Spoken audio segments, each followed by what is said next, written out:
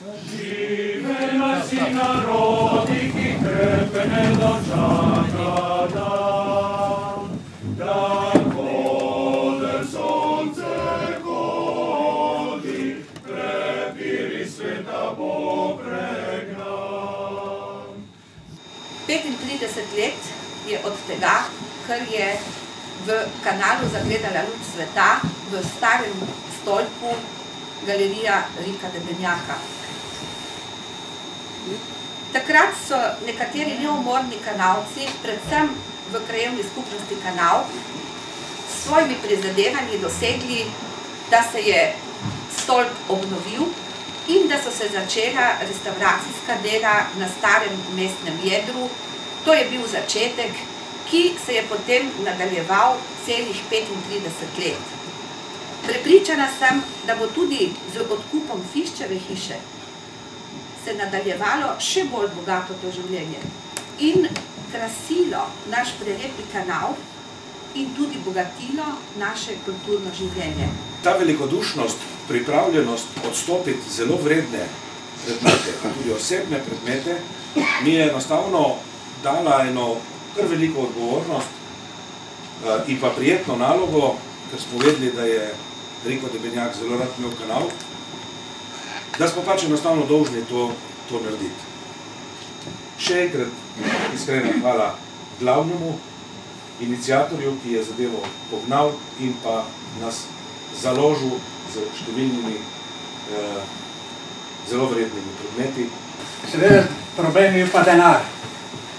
Rešil je, če rečemo začetek dela, je rešil takrat potres. Ko smo se odločili, da bo to galerijo, to stolpo, in smo seveda ocenili Vrednost del? Ne vrednost. Kakšne škode naredil te potrese. Ne bo več, ne? Na srečo sem bil tako predsednik te komisije za odpravo potresnih. In smo potem takrat ocenili te deltle, seveda lesnik je bil pa Stanič, on je pa rekel, eno nivo nekje dobim, pa da bo to dol, ne? Ko se človek znajde pred neko takšno zapuščino, pa potem tehta, kaj se pravzaprav s tem zgodi. Cela vrsta stvari, ki so dragocene, ki spadajo, ki morajo postati, rekel, na način nacionalna last, morajo postati dostopne. Zdaj, vsakdo ve, da so njegove sile omejene. Da tudi, če je na stvari kdaj tudi emocionalno navezan, da preprosto se mora zavedati tega, da sam tega čuvati ne more. Stvar preprosto postane v tem smislu neko breme, zaradi tega, ker veš, da si odgovoren do tega, da je dragoceno, da bi bilo treba čuvati, navezan si na to.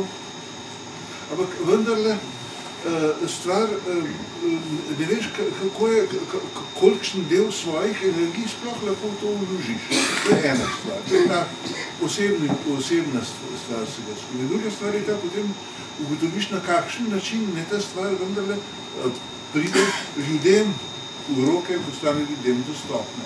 Kaj je potem tako odgovorno ravnanje? Odgovorno ravnanje je tisto, kjer lahko potem dejansko rečeš, zdaj pa mi ne bo ležalo na duši, je pa to, da poiščeš, da ugotoviš, kaj bi si želel,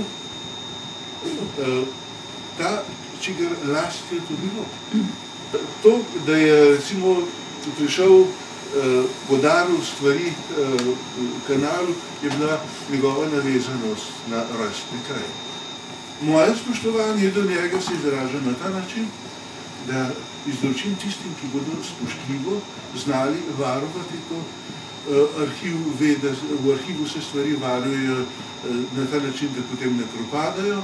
V spominski sobi stvari, ki so v spominsko sobo prišle, bodo čuvane. Slika, ki jo boste tam videli, je slika, ki je stara, ki izvira iz leta 40, 41 tacga. in je ostala nedokončana, pa je ves čas celo življenje hotel dokončati. Zdaj je tu imenitno restaurirana, veliko restauratorskega posla v položenu se je bilo treba za to potruditi. Mislim, to so vse stvari, ki kažejo, da je bila moja odločitev pravilna. Družina me je potem seveda celotno podpirala. Zato vzemite pač to, da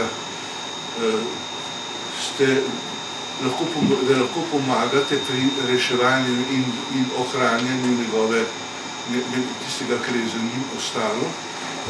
Vzemite to kot izraz mojega spoštovanja do njega in seveda hvala vam za skrb, ki ste jo prevzeli.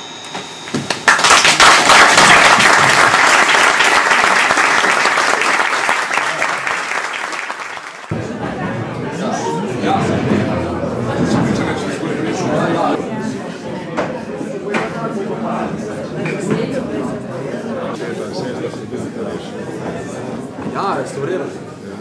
Ja, to. Kaj pa se? Tega je bila,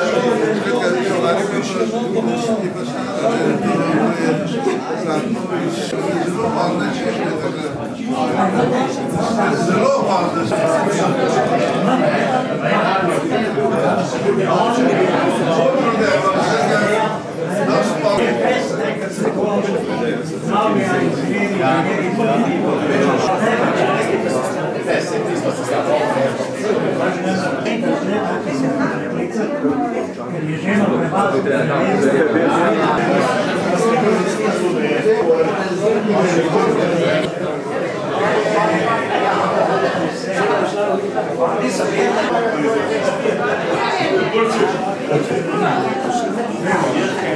Kozarci,